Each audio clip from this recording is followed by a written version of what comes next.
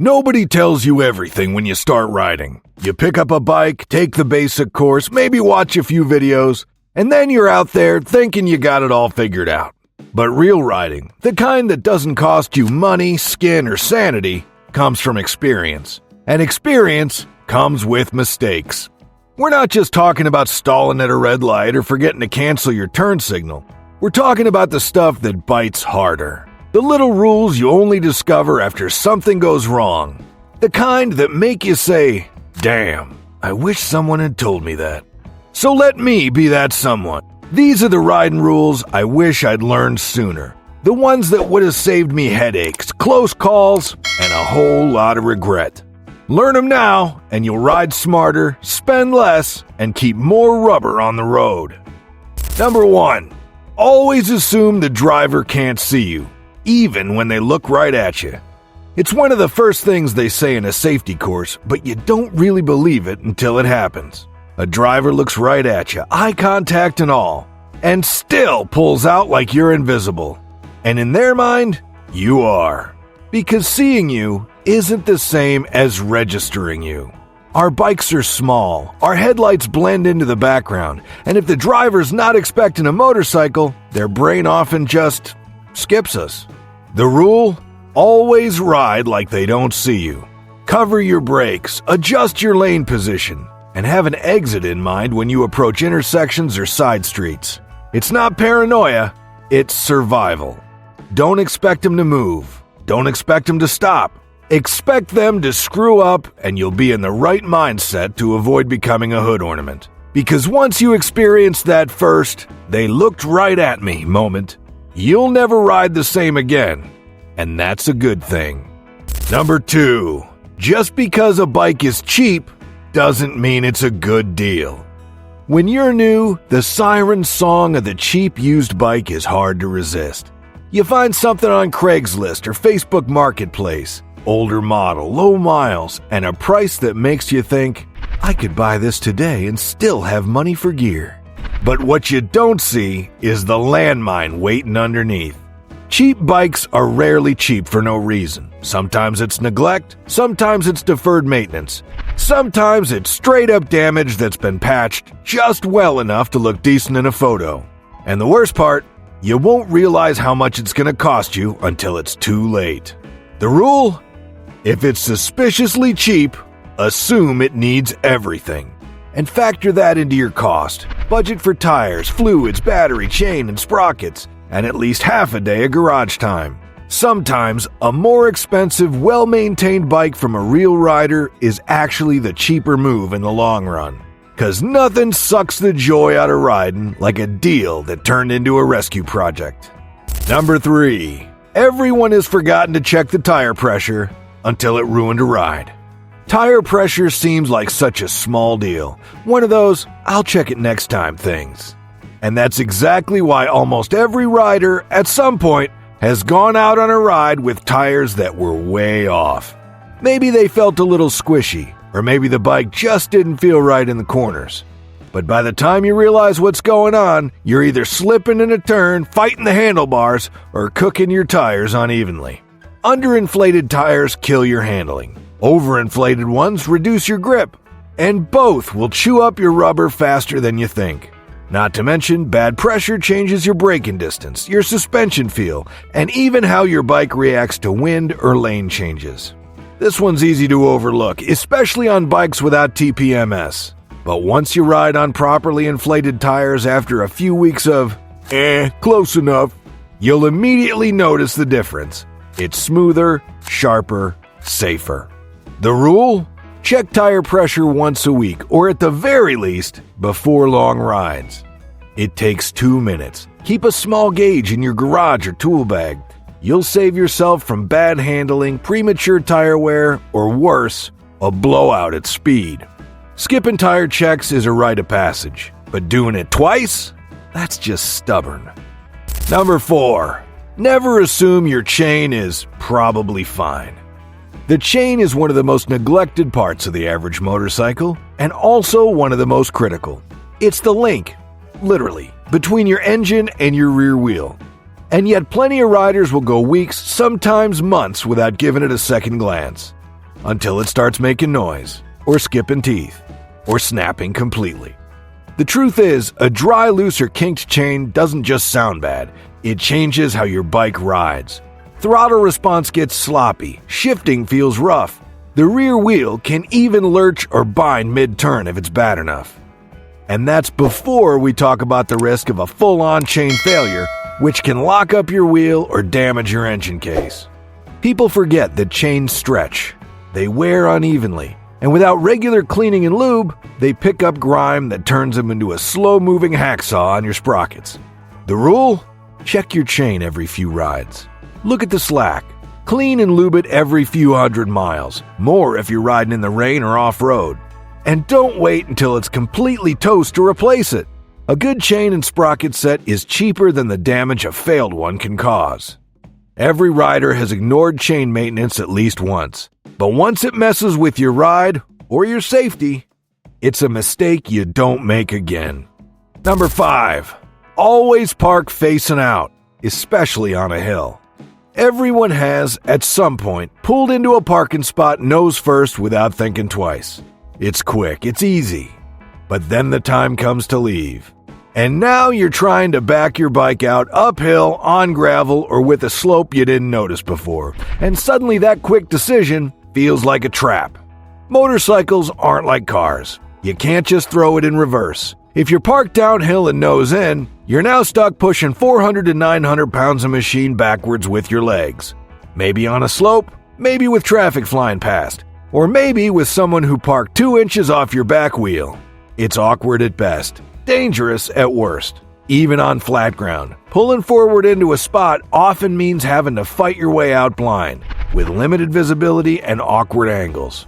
If you've ever had to duck walk a bike out of a tight space while holding in the clutch and trying not to tip, you know exactly why this rule matters. The fix is simple. Back it in, especially when you're on an incline or unfamiliar ground. That way, when it's time to leave, you can ride straight out, smooth, safe, and in control.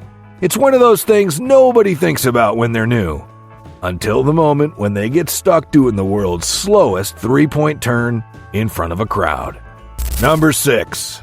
Never trust a just-filled fuel tank on a used bike. It sounds helpful when a seller says, "Just filled the tank for you."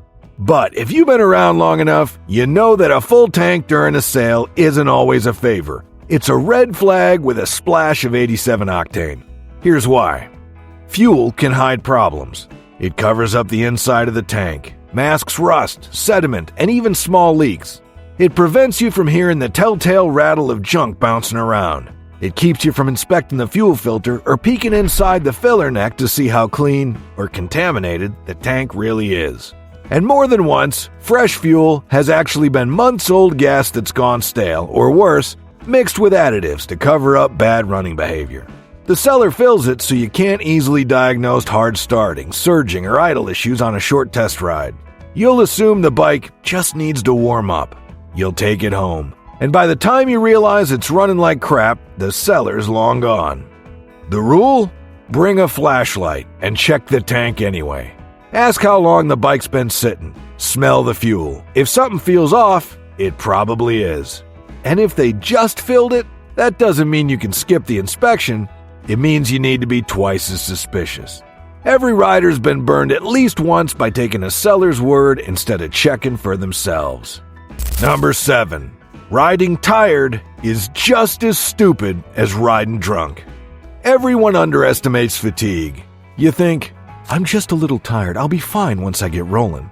And for the first few miles, maybe you are. But then you miss a downshift. You space out at a red light. You forget to cancel your signal, or worse, you forget to check that blind spot before you change lanes. Fatigue doesn't hit like a crash. It builds quietly. And on a motorcycle, where focus and reaction time are everything, riding tired is one of the easiest ways to get yourself into a situation you can't react to fast enough. Studies have shown that sleep-deprived riders can be just as impaired as those under the influence. Your reaction time drops, your judgment gets lazy, and your risk tolerance shifts without you realizing it. And unlike in a car, you don't have airbags or seatbelts to help you recover from a mistake. The worst part, Tired riding usually sneaks in during long days, especially on road trips. You push for just one more hour, even though your brain checked out 30 minutes ago. Your posture slouches, your head dips at stoplights, and your throttle control gets choppy. That's your body telling you, get off the bike. The rule? If you wouldn't drive a car in that condition, don't ride a bike. Pull over, grab coffee, take a nap, delay the ride. No one cares if you're late, because being late and alive beats being early or not arriving at all. Number 8. Never ride off immediately after filling up the tank to the brim. You're at the gas station, the tank's full, and you top it off just a little more. Because hey, why not squeeze in every drop, right? Then you hop back on, fire it up, and ride off like nothing happened. But a few blocks later, you smell fuel. You glance down. Now you got gas leaking out of the overflow tube or all over your tank. Maybe it's dripping on your hot engine. Maybe it's soaking into your pants. Either way, you're learning the hard way. Topping off your tank can ruin your day. Motorcycle fuel systems aren't designed to be filled to the absolute max. There's a reason for that little air gap in the neck. It's not just wasted space. It allows for fuel expansion as the bike heats up and for proper ventilation inside the tank. Overfilling it traps fuel in places it shouldn't be. And if your vent or overflow line can't handle it fast enough, it spills out. Sometimes dangerously close to hot engine parts or your rear tire. This gets even worse on bikes with evap systems or emissions controls. You can flood the charcoal canister or create vapor lock that causes poor starting, rough idle, and even stalling. The rule? Stop fueling when it clicks. Let it settle. Don't force those last few ounces. And if you do fill it to the brim, don't hop on and twist the throttle. Let the bike sit upright for a minute to avoid turning your ride into a flammable science experiment. Number 9. Don't learn emergency braking in an emergency. Ask any rider what they'll do in a panic stop, and most will say, grab the brakes and hang on. But unless you've actually practiced emergency braking, and I mean really practice it, you don't know how your bike behaves under pressure. And learning the hard way, mid-panic, is a recipe for disaster. Too many riders have never tested what full brake pressure looks like. They've never experienced the front end diving under load, or how fast the rear can lift or lock. They don't know where their grip limit is or how to keep the bike balanced under maximum deceleration. So when something jumps out in front of them, they grab a fistful of front brake, lock the wheel, and go sliding. Or worse, they don't brake hard enough at all because they're afraid of wiping out. The rule? Practice emergency braking regularly. In a parking lot, on a quiet road, on both wet and dry pavement. Front brake, rear brake combined. Get used to how your bike reacts. Understand how your ABS system works if you have one, and learn to modulate brake pressure with confidence, not panic. Because in a real emergency, you won't have time to think. Your body will default to whatever it's trained to do, and if you've never trained it, you're gambling with your skin. Emergency braking isn't just a good-to-know skill. It's survival 101. And most riders don't practice until it's too late. Number 10. Don't trust the weather forecast. Check the sky, pack anyway. You check the weather app. It says 10% chance of rain, sunny all day. Perfect. So you head out in a t-shirt, no layers, no rain gear, and definitely no backup plan. Fast forward 3 hours and you're soaked, shivering, and learning that 10% doesn't mean much when the clouds roll in fast. Every rider gets burned by trusting the forecast. And unlike in a car, getting caught in bad weather on a bike isn't just inconvenient, it can be miserable or even dangerous. Wet roads, reduced visibility, cold wind cutting through your gear, fogged up visors. It all adds up fast. And if you're not prepared, your ride goes from joy to survival mode real quick. The rule? Always pack for the worst case scenario, even if it's not supposed to happen. Stash a lightweight rain layer or an extra thermal in your bag. Check the radar, not just the summary. And always, always scan the sky before you roll out. Those clouds don't care what your app says. This also applies to long rides and mountain roads, where weather can change dramatically over just a few miles. Sunny at the bottom, cold and wet at the top. Riders who have been there know you don't gamble with comfort or safety just because your phone says it's probably fine. Forecasts are suggestions. The sky is the truth. And every seasoned rider eventually learns to pack like a pessimist and ride like an optimist. Number 11. Never assume someone else checked the bike for you. This one catches more riders than you'd think, especially when borrowing a bike, renting one, or even picking up your own from the shop after a service. You throw a leg over it, fire it up, and hit the road under the assumption that someone else already made sure everything was good to go. But the reality? That assumption can cost you. Shops make mistakes. Friends forget things. A rental tech might have rushed the prep, and if you're not doing a basic pre-ride check yourself, tire pressure, chain tension, fluid levels, brake feel, you're riding blind. The bike might run, sure, but that doesn't mean it's ready. There are endless stories of people riding off with loose axles, disconnected brake lines, unbolted seats, or tires inflated to car truck levels because someone else was supposed to check. And by the time you find out, it's often the hard way. On a freeway, in a corner, or when you hit the brakes and the lever goes to the bar. The rule? It's your bike when you're on it. Doesn't matter who owns it, who last touched it, or where it came from. A quick walk around takes less than a minute and can save your life, or at least a very bad day. Trust is good, but backup is better. Because if something fails on the ride, the only one holding the handlebars is you. Number 12.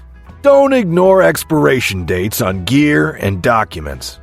It's easy to get tunnel vision on the bike itself, checking the oil, chain, tires, and lights before every ride.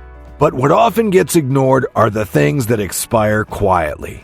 Your license, your insurance, your registration, your inspection, and yes, even your helmet.